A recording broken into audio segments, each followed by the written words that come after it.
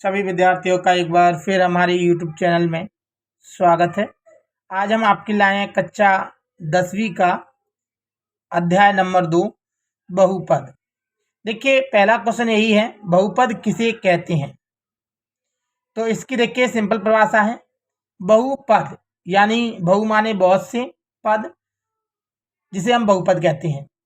दो या दो से अधिक पदों वाले व्यंजक को बहुपद कहते हैं।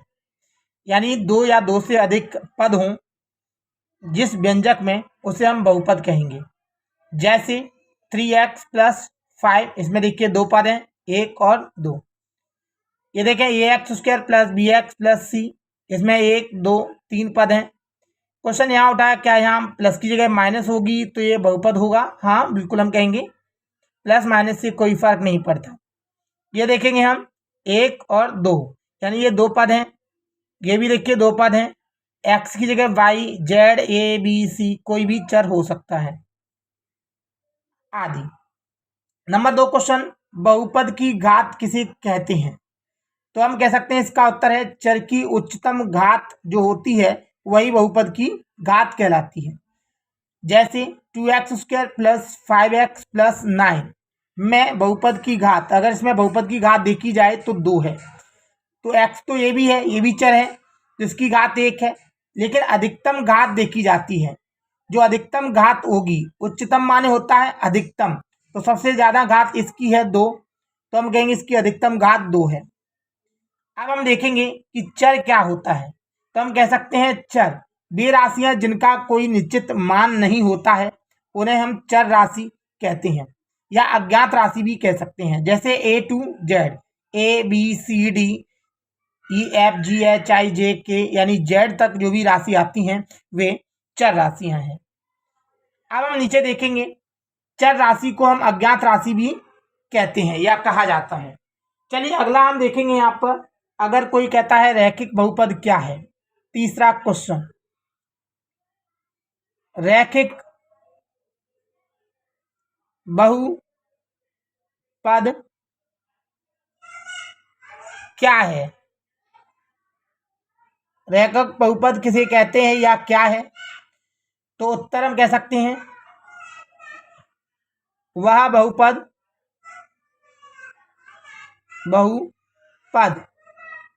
जिसमें चर की अधिकतम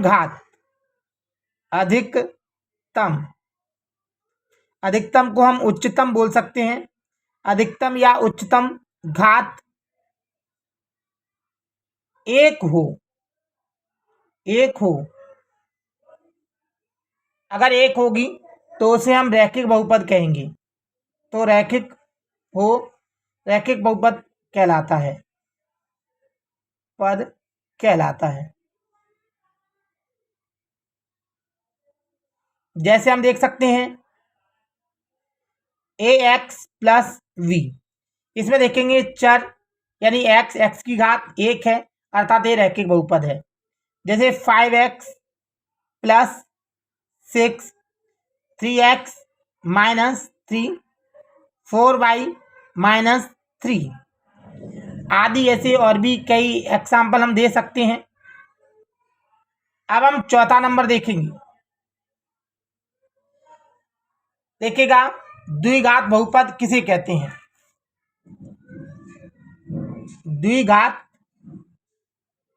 द्विघात बहुपद किसे कहते हैं।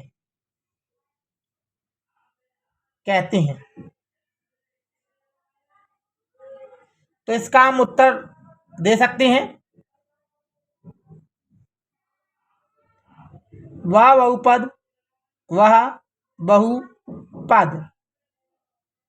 बहुपद जिसमें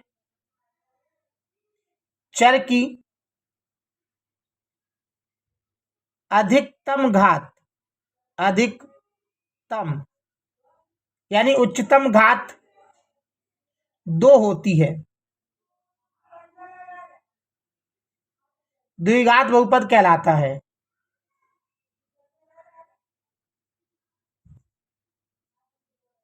कहलाता है। जैसे हम कह सकते हैं ax² + bx + c। हम देख सकते हैं इसके चर की अधिकतम घात 2 है, ये द्विघात बहुपद है। या 3x² + 5x - 7, इसकी भी 2 घात है, अर्थात ये भी द्विघात बहुपद है। द्विघात बहुपद को हम यहां पर लिख सकते हैं आदि।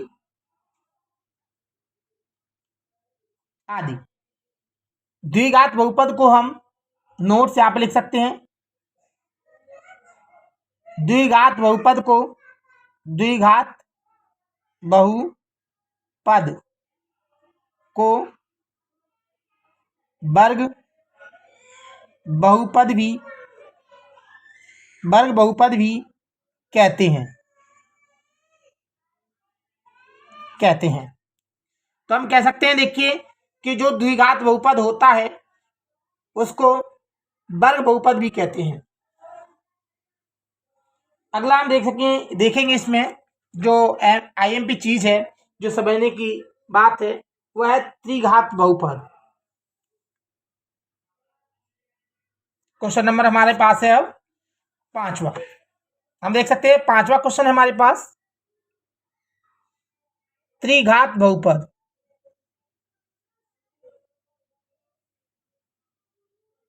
बहुपद क्या है?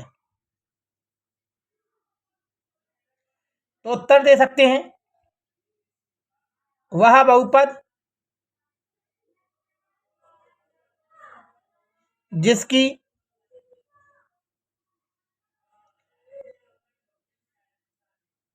उच्चतम घात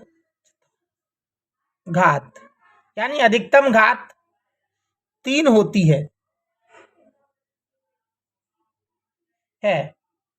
त्रिघात बहुपद कहलाता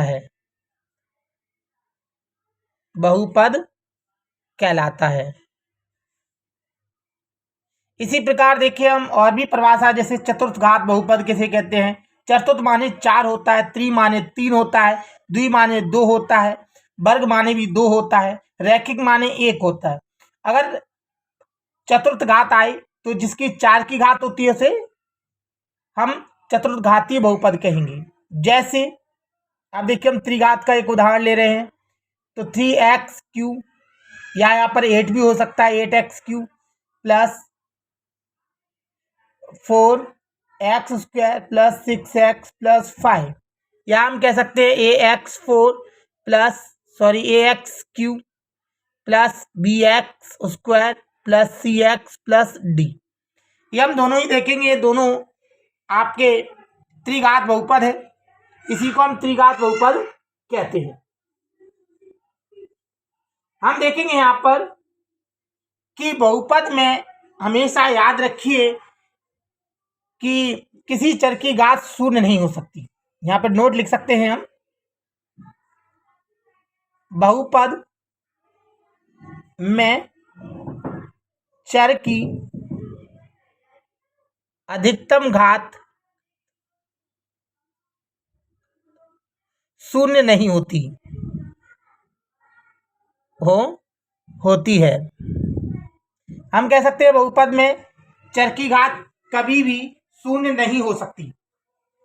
अगर 0 है जिस चर की घात, तो याद रखिए वो बहुपद नहीं है। यानी अगर याद रखिएगा कि किसी पदों वाले या व्यंजक में अगर चर नहीं है और चर की घात या 0 है तो वो बहुपद नहीं होगा। हम कहेंगे 0 है तो वो बहुपद नहीं होगा। अर्थात हम देखते हैं कि इसमें हम देखेंगे कई बार ऐसे क्वेश्चन भी पूछ लिए जाते हैं हमसे कि ऐसे क्वेश्चन पूछे जाते हैं जो पेपर में हमें कंफ्यूजन कर जाते हैं। जैसे कि पूछा जाता है हमसे कि द्विघात बहुपद के कितने शून्यक होंगे। देखिए अगर द्विघात है तो 2 शून्यक होंगे, त्रिघात है तो 3 शून्यक होंगे, और चतुर्थ घात है तो 4 होंगे, और पंचघात है यानी 5 घात है तो 5 शून्यक हो सकते हैं अधिक से अधिक। इसी तरह रैखिक है तो अधिक से अधिक केवल 1 शून्यक होगा। अगर द्विघात है तो 2, त्रिघात है 3, 4 घात है 4, 5 घात है 5, 6 घात है 6, अनंत घात है तो अनंत शून्यक हो सकते हैं।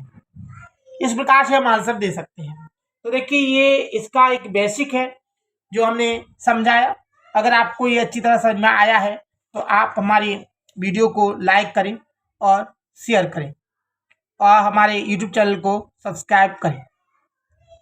और भी देखिए इसके आगे सवाल हम कराएंगे इस एक्सरसाइज यानी 2.1 और 2.2 के। तो हमारे यूट्यूब चैनल को आप सब्सक्राइब कर लीजिए और हमारी वीडियो को देखते रहिए अच्छे अंक लाने के लिए। थैंक्स।